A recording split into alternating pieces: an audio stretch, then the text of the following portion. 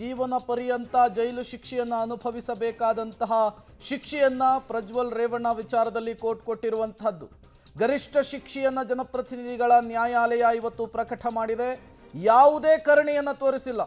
ನಾನೊಬ್ಬ ಜನಪ್ರತಿನಿಧಿಯಾಗಿದ್ದೆ, ತುಂಬಾ ಅಭಿವೃದ್ಧಿ ಕೆಲಸಗಳನ್ನು ಮಾಡಿದ್ದೆ, ನಮ್ಮ ಕುಟುಂಬವನ್ನು ಕೂಡ ನೀವು ಕನ್ಸಿಡರ್ ಮಾಡಬೇಕು, ಶಿಕ್ಷೆ ಪ್ರಮಾಣವನ್ನು ಕಡಿಮೆ ಮಾಡಬೇಕು ಅಂತ ಹೇಳಿ ಸ್ವತಃ ಪ್ರಜ್ವಲ್ ರೇವಣ್ಣ ಅವರೇ ಕಣ್ಣೀರು ಹಾಕಿ ಮನವಿಯನ್ನು ಮಾಡಿಕೊಂಡಿದ್ದು.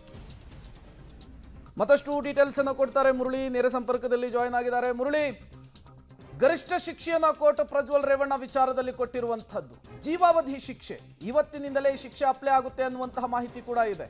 ಹೇಗೆ ಸಾಗುತ್ತೆ ಇನ್ನು ಮೇಲೆ ಈ ವಿಚಾರಗಳು, ಜೊತೆಗೆ ಯಾವ ರೀತಿ ಇರಬೇಕಾಗುತ್ತೆ ಪ್ರಜ್ವಲ್ ರೇವಣ್ಣ ಇನ್ಮೇಲೆ ಈ ವಿಚಾರದಲ್ಲಿ ಅಂತ ಹೇಳಿ? ಪ್ರೇಮ್, ಖಂಡಿತ ಕಳೆದ ಏಪ್ರಿಲ್ನಲ್ಲಿ ಈ ಪ್ರಕರಣ ಬೆಳಕಿಗೆ ಬಂದಿತ್ತು. ಪ್ರಕರಣ ಬೆಳಕಿಗೆ ಬಂದ ಸಂದರ್ಭದಿಂದ ಇಲ್ಲಿಯ ತನಕ ಅಂದರೆ 2024 ಏಪ್ರಿಲಲ್ಲಿ ಈ ಪ್ರಕರಣ ಯಾವಾಗ ಚುನಾವಣಾ ಸಂದರ್ಭದಲ್ಲಿ ಬೆಳಕಿಗೆ ಬಂದ ಬಳಿಕ SIT ಅಧಿಕಾರಿಗಳು ಈ ಪ್ರಕರಣದ ತನಿಖೆಯನ್ನು ಪ್ರಾರಂಭ ಮಾಡಿದರು. ತನಿಖೆಯನ್ನು ಪ್ರಾರಂಭ ಮಾಡುವಂಥ ಸಂದರ್ಭದಲ್ಲಿ ಸಾಕಷ್ಟು ಅವ್ರಿಗೆ ಹಿನ್ನಡೆಗಳು ಉಂಟಾಗಿತ್ತು. ಯಾಕೆಂದರೆ ಅದಕ್ಕೆ ಪೂರಕವಾದ ಸಾಕ್ಷಿಗಳನ್ನು ಕ್ರೋಢೀಕರಿಸುವಂಥ ವಿಚಾರ ಇರ್ಬೋದು. ಜೊತೆಗೆ ಆರೋಪ ಸ್ಥಾನದಲ್ಲಿದ್ದಂಥ ಪ್ರಜ್ವಲ್ ರೇವಣ್ಣ ವಿದೇಶಕ್ಕೆ ನಾಪತ್ತೆ ಆಗಿದ್ರು, ವಿದೇಶಕ್ಕೆ ತಲೆಮರೆಸ್ಕೊಂಡಿದ್ರು. ಆ ಸಂದರ್ಭದಲ್ಲಿ ಬ್ಲೂ ಕಾರ್ನರ್ ನೋಟಿಸ್ ಅನ್ನು ಕೊಟ್ಟು ಅವ್ರನ್ನ ವಾರೆಂಟನ್ನ ಮೂಲಕ ಭಾರತ ದೇಶಕ್ಕೆ ಅಥವಾ ಬೆಂಗಳೂರಿಗೆ ಕರೆತರುವಂಥ ಒಂದಷ್ಟು ಕೆಲಸಗಳಾಯಿತು.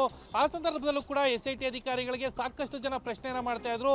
ಇದರಲ್ಲಿ ಯಾವುದೇ ರೀತಿಯ ಟೆಕ್ನಿಕಲ್ ಎವಿಡೆನ್ಸ್ ಆಗಲಿ, ಯಾವುದೇ ರೀತಿಯ ಪೂರಕದ ಸಾಕ್ಷಿಗಳಾಗಲಿ ಇಲ್ಲ ಅಂತ ಹೇಳಿ. ಯಾಕೆಂದ್ರೆ ಪ್ರತಿಯೊಂದು ವಿಡಿಯೋದಲ್ಲೂ ಕೂಡ ಪ್ರಜ್ವಲ್ ರೇವಣ್ಣ ಅವರೇ ಮಾಡಿರುವಂಥ ವಿಡಿಯೋ ಅಂತ ಹೇಳಿ ಎಲ್ಲರೂ ಹೇಳ್ತಾ ಇದ್ರು. ಆದರೆ ಎಲ್ಲೂ ಕೂಡ ಪ್ರಜ್ವಲ್ ರೇವಣ್ಣ ಮುಖ ಕಾಣಿಸುವಂಥದ್ದಾಗಲಿ ಅಥವಾ ಆತನ ದೇಹದ ಬೇರೆ ಬೇರೆ ಭಾಗಗಳು ಕಾಣಿಸೋದಾಗ್ಲಿ ಎಲ್ಲೂ ಕೂಡ ಆಗಿರಲಿಲ್ಲ.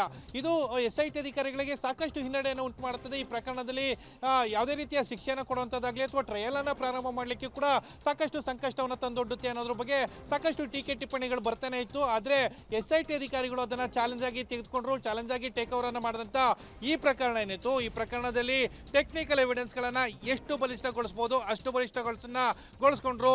ಅಂದರೆ ಅದು ಧ್ವನಿ ಪರೀಕ್ಷೆ ಇರ್ಬೋದು, ವಿಡಿಯೋ ತುಣುಕು ಇರ್ಬೋದು, ಆ ವಿಡಿಯೋ ತುಣುಕಲ್ಲಿ FSLನ ಸಾಕ್ಷ್ಯ ಇರ್ಬೋದು, ಗುಜರಾತ್ನ ಕಳಿಸಿ ಒಂದಷ್ಟು ಟೆಸ್ಟ್ಗಳನ್ನು ಮಾಡ್ಕೊಂಡಿದ್ರು. ಆ ಟೆಸ್ಟ್ಗಳನ್ನು ಕನ್ಫರ್ಮೇಷನ್ ಅನ್ನು ಪಡ್ಕೊಳ್ಳುವಂಥ ಒಂದಷ್ಟು ಕೆಲಸ ಆ ವಿಡಿಯೋ ತುಣುಕುಗಳಲ್ಲಿ ಪ್ರಜ್ವಲ್ ರೇವಣ್ಣನೇ ಇರುವಂಥದ್ದು ಅನ್ನೋದ್ರ ಬಗ್ಗೆ ಒಂದು ಕ್ಯಾಟ್ ಪರೀಕ್ಷೆ ಅಂತ ಏನು ಹೇಳ್ತಾರೆ ಅದನ್ನು ಕೂಡ ಮಾಡಿಸ್ಕೊಳ್ಳಲಾಗಿತ್ತು.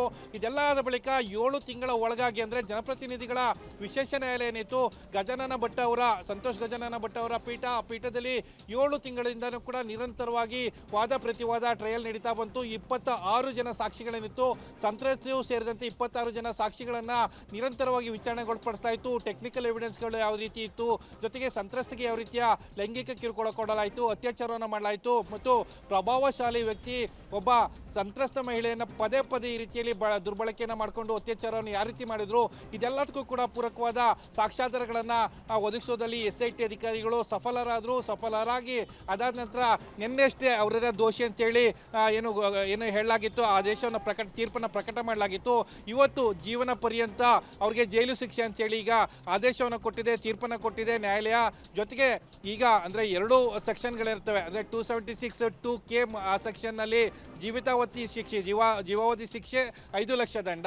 ಅದಾದ ನಂತರ 276 2N ಅಂತ ಏನಿದೆ ಅದು ಕೂಡ ಅಂದರೆ ಪ್ರಭಾವಿ ವ್ಯಕ್ತಿ ಮತ್ತು ಪದೇ ನಂಬಿಸಿ ಮೋಸ ಮಾಡಿ ಅತ್ಯಾಚಾರವನ್ನು ಮಾಡುವಂಥ ಪ್ರಕರಣ ಏನಿತ್ತು, 2 ಪ್ರಕರಣದಲ್ಲಿ ಸರಿಸುಮಾರು 10 ಲಕ್ಷ ದಂಡ ಮತ್ತು ಸಂತ್ರಸ್ತ ಮಹಿಳೆ ಅಂದರೆ ಈ ಪ್ರಕರಣದಲ್ಲಿ ಸಿಲ್ಕಿ ಸಂತ್ರಸ್ತ ಮಹಿಳೆ ಏನಿದ್ರು ಆಕೆಗೆ 11 ಲಕ್ಷ ಪರಿಹಾರವನ್ನು ಕೊಡಬೇಕು ಅಂತೇಳಿ ಈಗ ನ್ಯಾಯಾಲಯ ಆದೇಶವನ್ನು ಮಾಡಿರುವಂಥದ್ದು. Prem, okay, thank you Murali ತಮ್ಮೆಲ್ಲ ಮಾಹಿತಿಗಾಗಿ. ನಿನ್ನೆ ಕೋರ್ಟ್ ಪ್ರಜ್ವಲ್ ರೇವಣ್ಣ ಅತ್ಯಾಚಾರಿ ಅಂತ ಹೇಳಿ ತೀರ್ಪನ್ನು ಕೊಟ್ಟಿತ್ತು. ಇವತ್ತು ಪ್ರಜ್ವಲ್ ರೇವಣ್ಣ ಅವರಿಗೆ ಶಿಕ್ಷೆಯ ಪ್ರಮಾಣವನ್ನು ಪ್ರಕಟ ಮಾಡಿದೆ, ಜೀವಾವಧಿ ಶಿಕ್ಷೆಯನ್ನು ಕೊಟ್ಟಿದೆ.